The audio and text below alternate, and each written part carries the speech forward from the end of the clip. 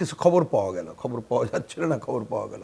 আমি অস্বাভাবিক দেখি না এই কারণে, কারণ ভারত বর্ডার, মানুষের যাতায়াত, আমরা তো খবর রাখি, এটা অস্বাভাবিক না, 1 নম্বর। 2 নম্বর হচ্ছে দীর্ঘদিন ধরে যে ব্যবস্থাটা সে প্রশাসন এবং অন্যান্য জায়গায় যেটা ছিল। 3 নম্বর হচ্ছে টাকা হলে পৃথিবীর মানে বাংলাদেশে যেন সব কাজ হয়, সুতরাং এই সব রেডি ছিল, সেটা হয়েছে। তাহলে এটাকে আপনি রুখতে পারতেন কখন? এই অন্তর্বর্তীকালীন সরকার গঠনের সাথে সাথেই, মানে আপনি এমনি তো 5 তারিখে থেকে দেরি হয়ে গেল, এটা তো দেরি হওয়ার কথা ছিল না। আপনি প্রথম জায়গাটা তো সেইখানে আপনি কি বলে যে একটা সংকটে ফেলে দিয়েছেন দেশকে, যে যাকে পরে প্রধান করা হলো উনি আসতেই দেরি করলেন বা অন্য ঘটনা, সে আলোচনা এখন করতে চাই না। আপনি তো ফার্স্ট 5 তারিখের জায়গায় 8 তারিখ করে ফেললেন। তো আপনি সেই সময় তো এই ধরনের ঘটনা অস্বাভাবিক দেখি না। তারপরে যখন আসলো আমরা পত্রিকায় কি দেখলাম, মানে এটা কতটুকু কি জানি না, যে বিশেষ জায়গায় নাকি কতজন আছে, তা সেইখান থেকে চলে যায়নি কই, সেই তথ্য তো এখনো পর্যন্ত আমরা জানতে পারলাম না। তার মানে যারা আপনারা, যদি আমি বলি অথরিটি নিলেন, আসলে অথরিটি আপনাদের কাছে আছে কিনা সেটাই তো বড় প্রশ্ন। তখন আপনি তো করতে পারেন নাই।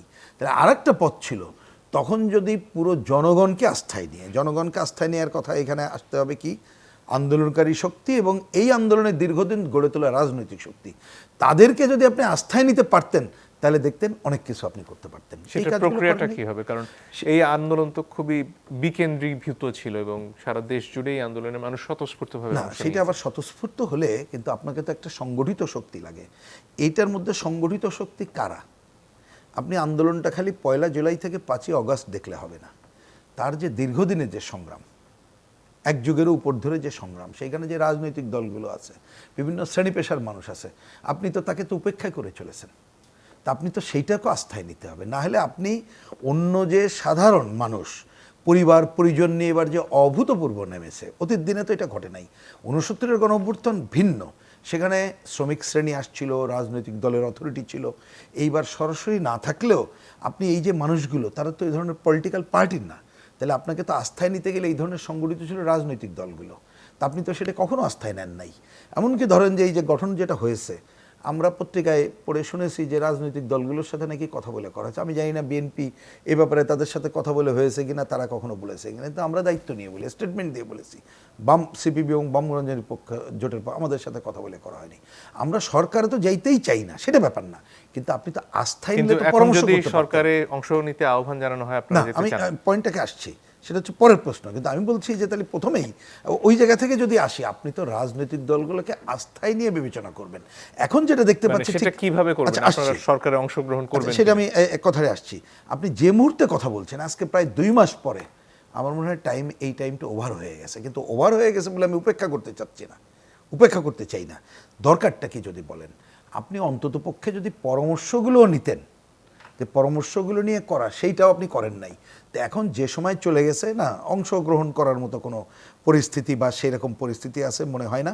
আজকে ওনাদেরকে যেটা করতে হবে, যে কথাটা গতকাল বললেন তার কি বলে প্রেস থেকে, যে রাজনৈতিক দলগুলোর সাথে কথা বলে, কই তো আজকের মধ্যে চিঠি আসা উচিত ছিল না? আমি আপনাকে দায়িত্ব নিয়ে কথা বলি, 12 তারিখে সন্ধ্যায় যখন আমাদের সাথে বৈঠক হলো, সময় নাই, অল্প সময়। এটাকে তখনও আমরা এটাকে কি বলবো, যে এটা অন্যভাবে বলা যেত, আজকেও আমি সেটা বলছি না। তারপরও যতটুকু কথা হলো, ওইখানে তো আমাদেরকে কনফার্ম করছিল যে 1 সেপ্টেম্বর থেকেই রাজনৈতিক দলগুলোর সাথে আলোচনা হবে। একবারও নাম শুনেছেন? বরঞ্চ কিছুদিন আগে কি বলা হলো, 31শে ডিসেম্বরের মধ্যে তারা রিপোর্ট দেবে, পরে রাজনৈতিক দলগুলোর সাথে কর্মশালা করবে। তাহলে আপনি কোথায় গেলেন?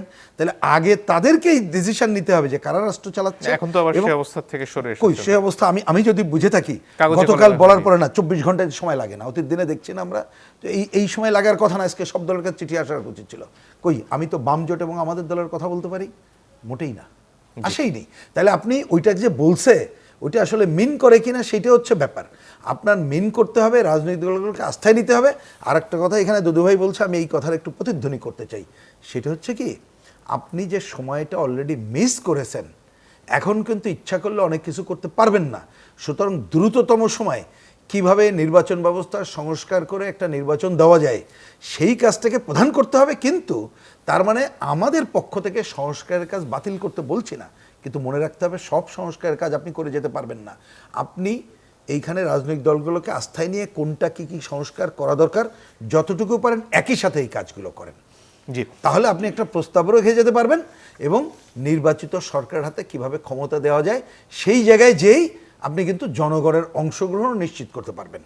এটাই আমি প্রসঙ্গক্রমে 30 সেকেন্ড একটু সময় নিই। ধরুন আজকের এই টক শোতে আমরা যে আলোচনা করছি, যদি আজকে ওই যে বললেন যে আগের কথা যে কি করতে পারতাম না, আমরা যদি কোনো একটা এজেন্ডা নিয়ে সংস্কারের এনি এজেন্ডা আমি নির্বাচন করতে পারতাম, তাহলে দেখতেন এইখানে যার যার দল মত বলতে পারতাম, জনগণ কিন্তু ইনভলভ হতো। মাঠে থাকার কথা বললেন, দুদু ভাইকে বললেন আমাদের দল 4-5 তারিখে আমরা 2 দিনের জনসভা সমাবেশ ডেকেছি, কিন্তু এই জনসভায় কিন্তু আমার কালাকানুন বাতিল, নিত্যপণ্যের দাম কমানো এই কথাই বলতে হচ্ছে। কিন্তু সংস্কারের কোনো পয়েন্ট যদি পজিটিভ পয়েন্ট দেখতাম আমরা কিন্তু ওইটাই এক ধরনের জনমত গড়ে তোলার ক্ষেত্রে বলতে পারতাম যে আজকে এই সরকার এই কাজ করছে, আসেন আমরা সম্মিলিতভাবে এইটাকে করি এবং কোনো অপশক্তি যাতে এটা না করতে পারি না। এবং মনে রাখতে হবে অপশক্তি খালি দেশের ভেতরে না, বাইরের অপশক্তি। আগের আধিপত্যবাদী শক্তি কিভাবে আমাদের রাজনীতি সহ সব কিছু হস্তক্ষেপ করছে দেখছেন, এখন কিন্তু সাম্রাজ্যবাদী শক্তি যারা বিশ্বজুড়েই নানা ধরনের ঘটনা ঘটায়, সেই জায়গাটাও মনে রাখতে হবে।